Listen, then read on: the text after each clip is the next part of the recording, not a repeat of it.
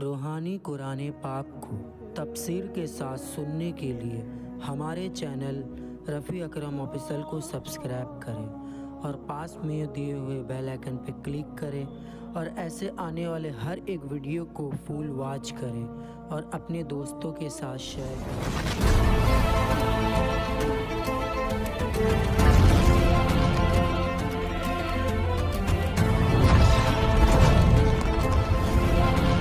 أعوذ بالله من الشیطان الرجیم، پناہ مانگتا ہوں میں اللہ کی شیطان مردود سے۔ وقال لهم نبيهم إن آية ملكه أن يأتيكم التابوت فيه سكينة من ربكم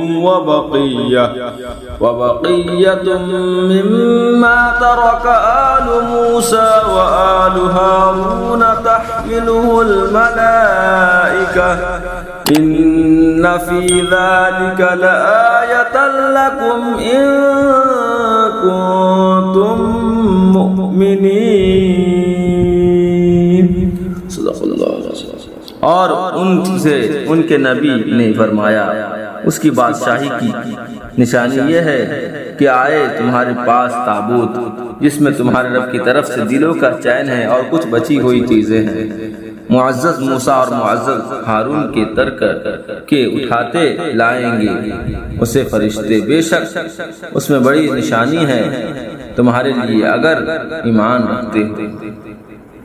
جسے چاہے غنی کر دے اور وسعت مال عطا فرما دے۔ اس کے بعد بنی اسرائیل نے حضرت اسماعیل علیہ السلام سے عرض کیا کہ اگر اللہ تعالیٰ نے انہیں سلطنت کے لیے مقرر فرمایا ہے تو اس کی نشانی کیا ہے؟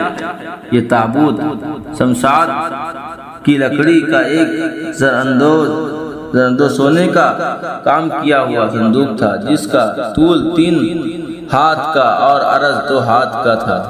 اس کو اللہ تعالیٰ نے حضرت آدم علیہ السلام پر نازل فرمایا تھا۔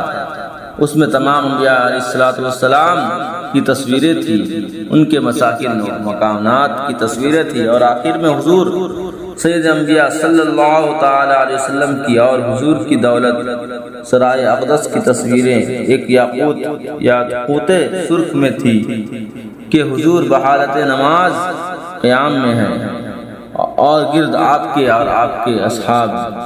حضرت آدم علیہ السلام نے ان کی تصویروں کو دیکھا۔ یہ صندوق وراثتاً منتقل ہوتا ہوا حضرت موسیٰ علیہ السلام تک پہنچا۔ آپ اس میں توریت بھی رکھتے تھے اور اپنا مخصوص سامان بھی، چنانچہ اس تابوت میں الواح توریت کے ٹکڑے بھی تھے اور حضرت موسیٰ علیہ السلام کا عصا اور آپ کے کپڑے اور آپ کی نعلین شریفین اور حضرت ہارون علیہ السلام کا عمامہ اور ان کا عصا اور تھوڑا سا منا جو بنی اسرائیل پر نازل ہوا تھا۔ صدق اللہ العظیم۔ ترجمہ کے ساتھ سننے کے لیے ہمارے چینل رفیع اکرم آفیشل سے جڑے اور پاس میں دیے بیل آئیکن پہ کلک کریں اور ہمارے چینل کے آنے والے ہر ویڈیو کو پورے فل واچ